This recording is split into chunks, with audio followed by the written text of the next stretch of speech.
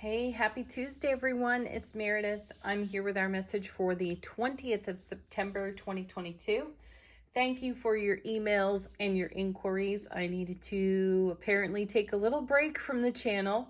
So we're back again. We're fresh. We're using a nice Rider-Waite deck for our message today. The sun remains in Virgo. The moon is in Cancer, though it's moving into Leo later today, sometime in the 4 o'clock hour. Check your time zones. And our moon phase is, I think, a waning crescent moon. We're moving toward a new moon shortly. All right, let's see what the cards have to say to us. Our first, King of Coins. One of my favorite kings. He is such a reminder to us to stay the course with our vision, with, as you know, what we hold in heart space. Had a great conversation. I had more than one great conversation yesterday with two people in particular, two people that I consider exceptionally wise, and both individuals were talking about manifestation.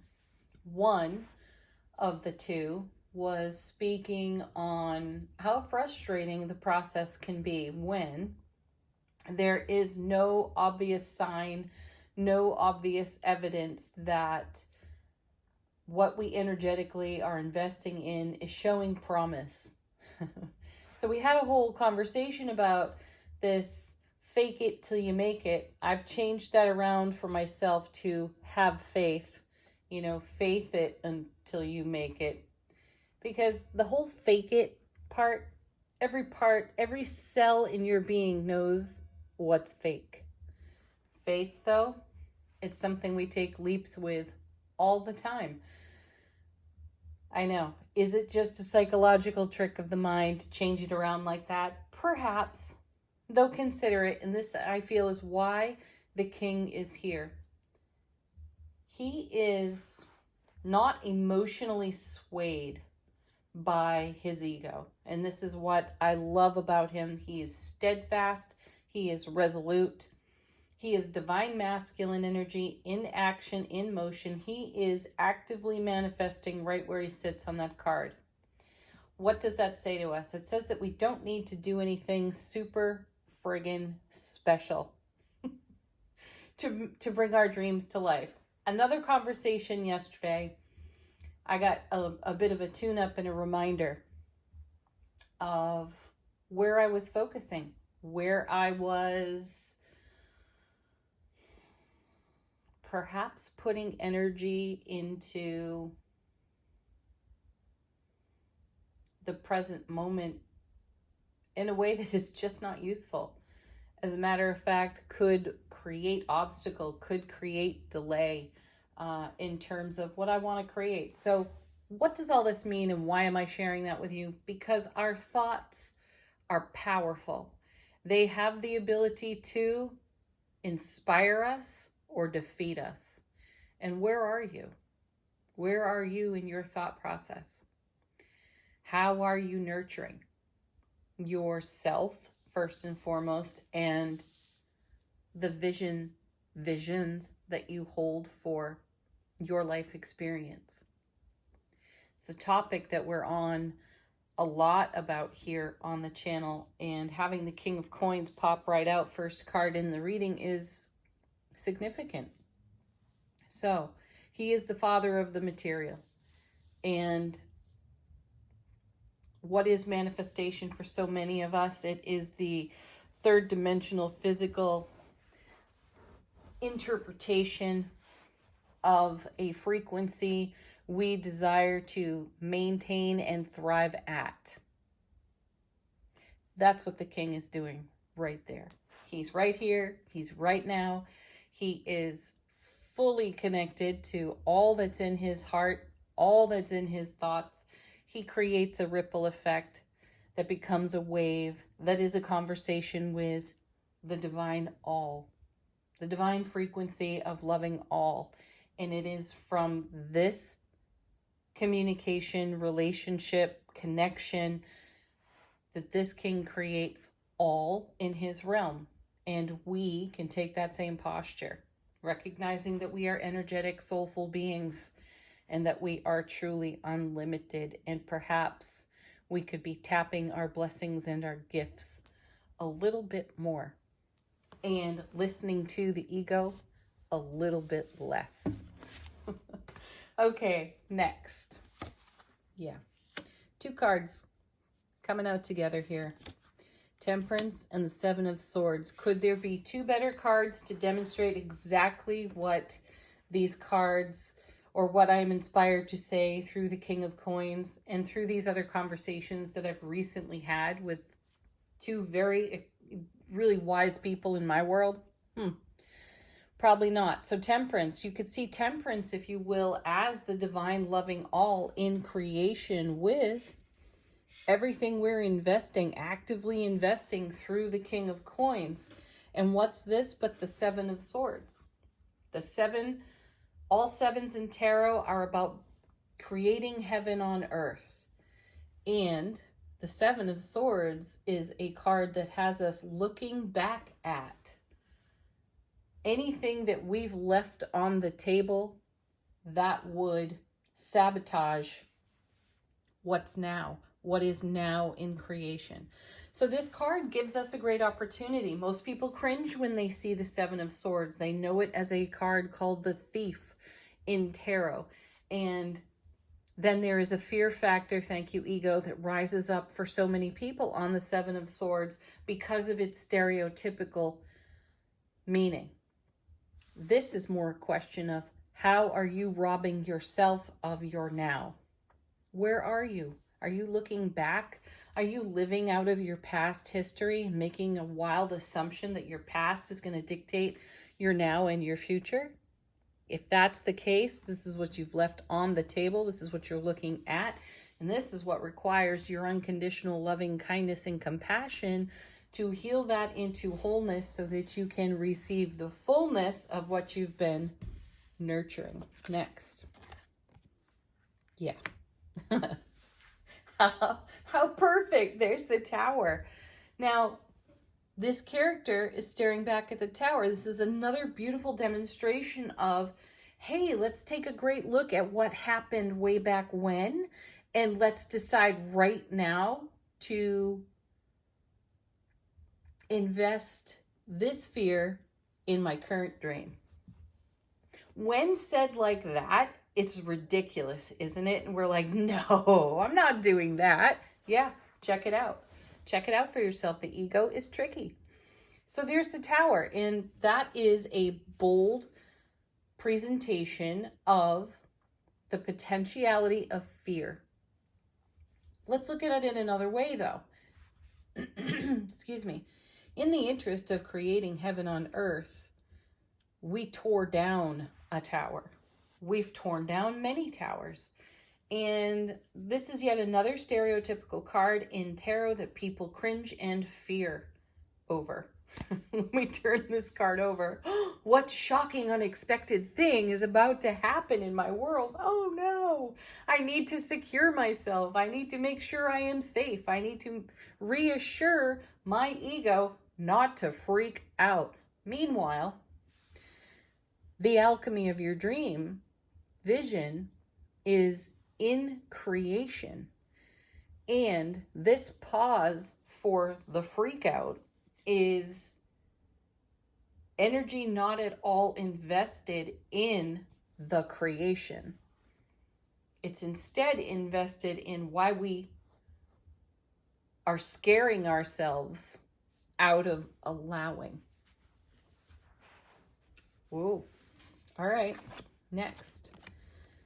Yeah. See, 8 of Wands now. How beautiful. This is communication. It is a communication card. It's a double 4 of Wands. This is what is in creation over here on Temperance. This is what the King has put into the energy atmosphere. This is our manifestation energy in momentum. So all of these things coexist. What do we do about this? Energy is being woven together in a way that is pleasing, fulfilling, and becoming our heaven on earth. So we have a pause here. The pause is the gift. It allows us to see what's not contributing. And when we can recognize what is not contributing to what we hold over here in the King of Coins, what is in creation on Temperance, when we have the opportunity to see that, we can change that energy. So we have transformation, opportunity for transformation available to us. Take advantage of it. Let's see what's on the bottom of the deck. How is the universe supporting this? Oh, hello, Scorpio. Our beautiful death card. You know, I think the Tower is also a Scorpio card. That's the transformation right there. We're purifying our energies. This is why we get the Seven of Swords pause, so we can take a look back at the Tower and say, ask ourselves, where am I still attached to what happened when I tore that tower down? Not that some shock, awe, wonder-filled why of the tower falling. Because this was a deliberate act. It wasn't something just so spontaneously earth-shattering, right? This was a deliberate action. And the Death card has us taking a look at the deliberate action and reminds us to pay or put our focus on what we are purifying in our world to create our heaven on earth. Temperance card. Yeah, oh my gosh, look. Seriously, there's the Two of Wands stepping through the gateway to a whole new world of opportunity. And the Death card is marching right through it. Coming with the Devil. There it is again. Seven of Swords, Tower. So when you look into your past and you take a look at some of the most in the moment or at the time unfavorable moments, remember that you were blessed by those moments because they brought you right here, right now. Consider that. I feel that's the Devil's presence in the reading. And then we have the Knight of Wands with the Eight of Swords. So yes, see the tendency toward having an ego thought in the other momentum that it creates in our journey. We hop on the horse like the Knight of Wands, all full of passion, fire, and vigor, and we run right into the mental trap of the Eight of Swords, which is the ego having its way. Though eights are about momentum and movement. Now we've got two of them in the reading, and we have movement going in a divine order, in a divine flow over here. We can ride that wave or we can get hung up on these rocks. Last one. Yeah. Look at that. Three of Pentacles. This is about building a solid foundation with the rubble of the tower cleared away. And this Three of Coins is a reminder to us that we are building something that lasts. So stick with that flow. Do not give up. Do not stop dreaming. Even if you don't have evidence. Frankly, you don't need it if you got faith. You've taken the leap. You've invested. Keep investing. Okay, next. Angel answers. Ask the deck a question. Let it confirm something for you. There it is. Peaceful resolution. That's an option right now. You can tangle with the Seven of Swords, Devil, Eight of Swords type of energy, or you can move immediately, peacefully, and resolutely into the peace of your soulful presence and trust.